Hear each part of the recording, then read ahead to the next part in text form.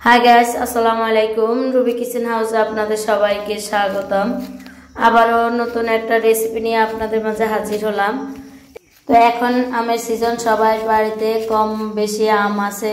তো আপনারা কোন পদ্ধতিতে আম পারলে আপনাদের আম নষ্ট হবে না, তো আপনাদেরকে আমি সেই পদ্ধতিটা দেখাবো। কারণ আমি আসার আগে গাছ থেকে আমের বস্তাটা নামিয়ে ফেলা হয়ে গেছে।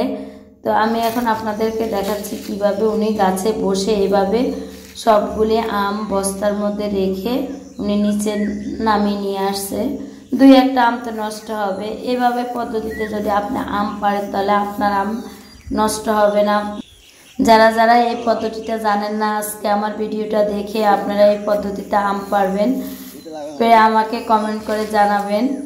তো আমার ভিডিওটা যদি আপনাদের কাছে ভালো লেগে থাকে অবশ্যই আমার চ্যানেলটি সাবস্ক্রাইব করবেন, লাইক দিবেন, কমেন্ট করবেন, বন্ধুদের সাথে বেশি বেশি শেয়ার করবেন।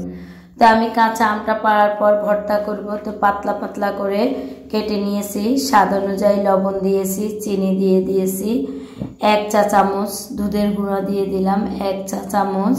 এর সাথে আমি ব্যবহার করব একটা কাঁচা মরিচ, কারণ আমার কাঁচামরিচটা অনেক ঝাল ছিল, কারণ দুধের সাথে কাঁচামরিচটা অনেক ঝাল হয়, বেশি কাঁচামরিচ দিতে যাবেন না।